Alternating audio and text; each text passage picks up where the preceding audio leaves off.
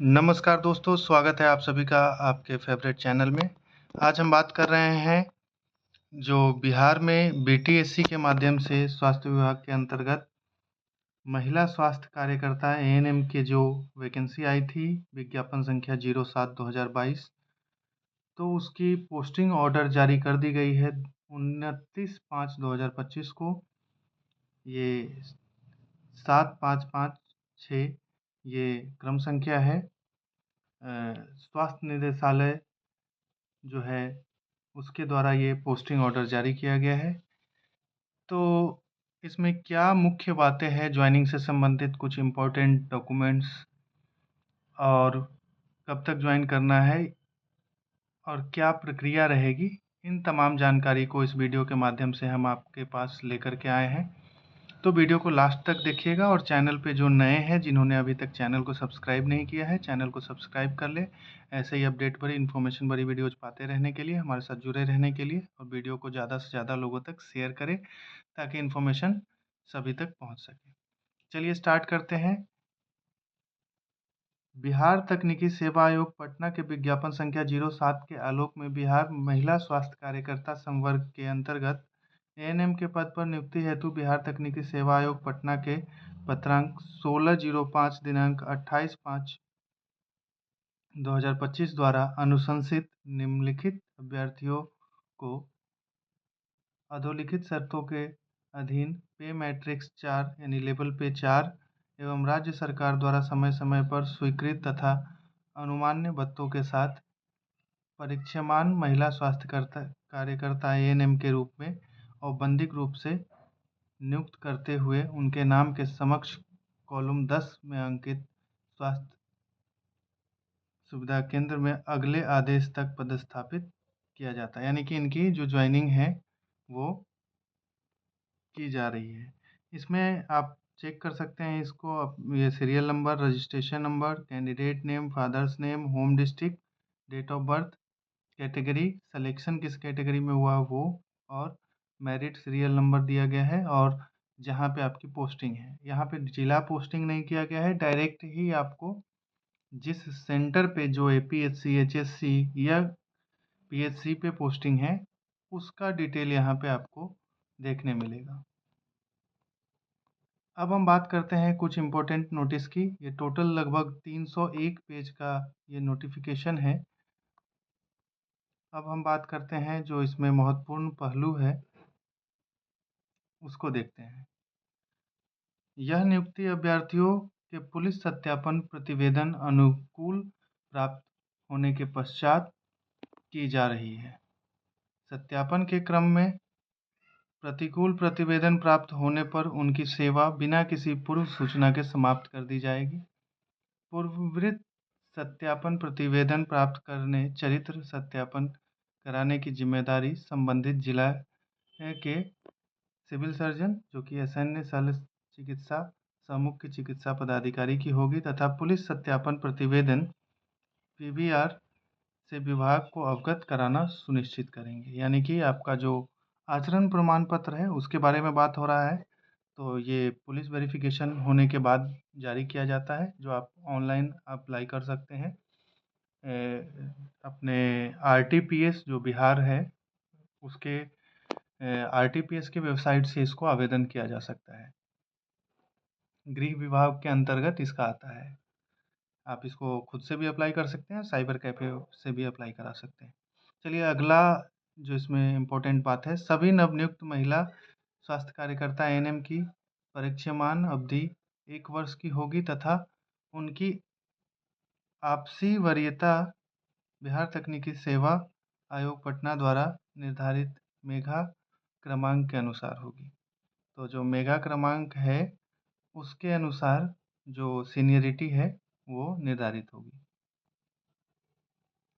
यह नियुक्ति अभ्यर्थियों द्वारा समर्पित उनके शैक्षणिक, तकनीकी एवं अन्य संगत प्रमाण पत्रों तथा निबंधन प्रमाण, आवासीय प्रमाण पत्र, जाति प्रमाण पत्र, पिछड़े वर्गों के लिए क्रीमी लेयर रहित प्रमाण पत्र, आर्थिक रूप से कमजोर वर्गों के लिए प्रमाण पत्र, दिव्यांगता प्रमाण पत्र इत्यादि को प्रथम दृष्टया सही मानकर इस शर्त के साथ की जा रही है कि भविष्य में शैक्षणिक प्रमाण पत्रों एवं अन्य संगत प्रमाण पत्रों के गलत अथवा नियम विरुद्ध पाए जाने की स्थिति में इनकी सेवा बिना किसी पूर्व सूचना के समाप्त कर दी जाएगी और उनके विरुद्ध नियमानुसार आवश्यक कानूनी कार्रवाई की जाएगी। तो आपने जो डॉक्यूमेंट वेरिफिकेशन के समय जो भी डॉक्यूमेंट दिया था, वही सेम डॉक्यूमेंट आपको सिविल सर्जन कार्यालय में भी फिर से वेरीफाई किया जाएगा ज्वाइनिंग के समय।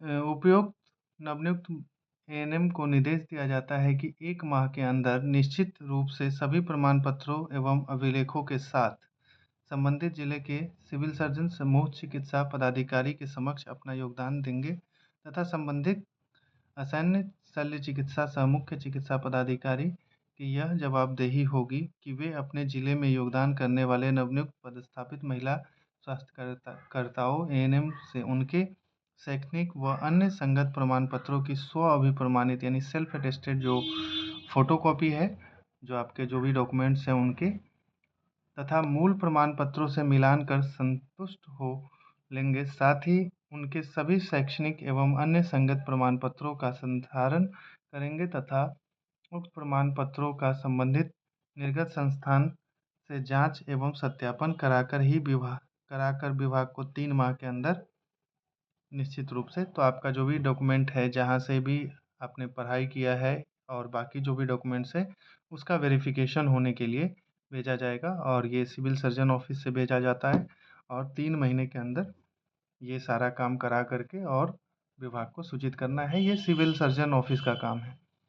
पूर्व से नियोजित रहने की स्थिति में यानी पहले से कोई कॉन्ट्रेक्चुअल में काम कर रहे हैं तो योगदान के समय पूर्व सेवा से त्यागपत्र स्वीकृति के उपरांत विरमन यानी विरमित होने का जो लेटर आता है समर्पित करना आवश्यक होगा, अन्यथा उनका योगदान स्वीकृत नहीं किया जाएगा। तो जो भी कॉन्ट्रैक्ट पे है उनको रिजाइन करके और वहाँ से जो विरमित होते हैं वो लेटर भी चाहिए होगा ज्वाइनिंग के समय। योगदान के समय नवनियुक्त महिला स्वास्थ्य कार्यकर्ता एएनएम को असैनिक शल्य चिकित्सक सह मुख्य चिकित्सा पदाधिकारी द्वारा निर्गत स्वास्थ्य प्रमाण पत्र प्रस्तुत करना आवश्यक होगा। तो आपका मेडिकल फिटनेस सर्टिफिकेट भी देना आवश्यक होगा।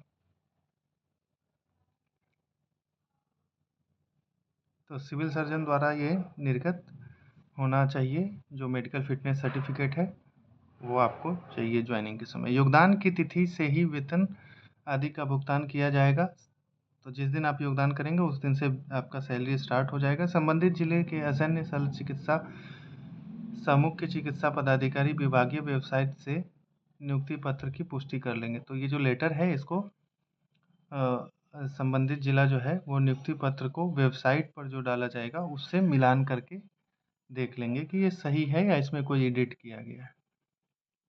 नवनियुक्त महिला स्वास्थ्य कार्यकर्ता एएनएम का प्रथम वेतन आदि का भुगतान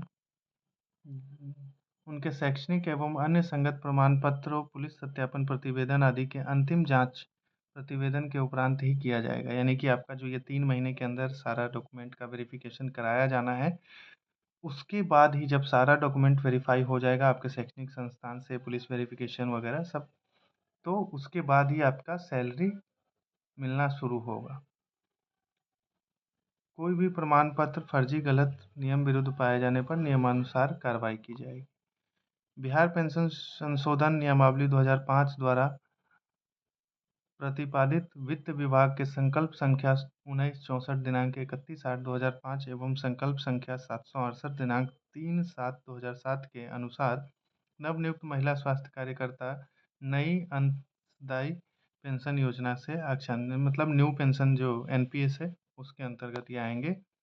सभी नवनियुक्त महिला स्वास्थ्य कार्यकर्ता एएनएम सामान्य प्रशासन विभाग, कार्मिक एवं प्रशासनिक सुधार विभाग द्वारा निर्गत संकल्प संख्या 1919 दिनांक 18/1/1976 के अनुपालन में दहेज न लेने न देने संबंधित घोषणा पत्र योगदान करते समय अनिवार्य रूप से प्रस्तुत करेंगे। तो ये दहेज नहीं लेंगे नहीं देंगे का एक वो नोटरी से बनेगा, वो भी आपको बनवा करके सबमिट करना है ज्वाइनिंग के समय। इसके अलावा पदस्थापित स्थान पर योगदान करते समय कोई यात्रा भत्ता देय नहीं होगा। उक्त आदेश में किसी प्रकार की गलत प्रविष्टि अथवा भविष्य में त्रुटि परिलक्षित होने पर उनका यथोचित निराकरण किया जा सकेगा। उक्त नियुक्ति आदेश माननीय सर्वोच्च न्यायालय नई दिल्ली में दायर SLPC संख्या 12/696/2024 एवं अन्य सदृश वादों में पारित अंतिम आदेश के फलाफल से अक्षांदित है। तो जो सुप्रीम कोर्ट का जो फैसला आया था उसके बाद ये पोस्टिंग जारी किया गया, उसके बारे में यहाँ बताया गया है। ये सारा जो लेटर है वो प्रतिलिपि भेज दिया गया है सभी जगहों पे। तो ये संपूर्ण जानकारी है। आशा करते हैं आपको हमारे द्वारा दी गई जानकारी यूजफुल हुई होगी। ऐसे ही अपडेट भरी इन्फॉर्मेशन भरी वीडियोज़ पाते रहने के लिए चैनल को सब्सक्राइब करें, वीडियो को ज़्यादा से ज़्यादा लोगों तक पहुँचाएँ, शेयर करें सभी ग्रुप में। बहुत बहुत धन्यवाद। जय हिंद। Thank you.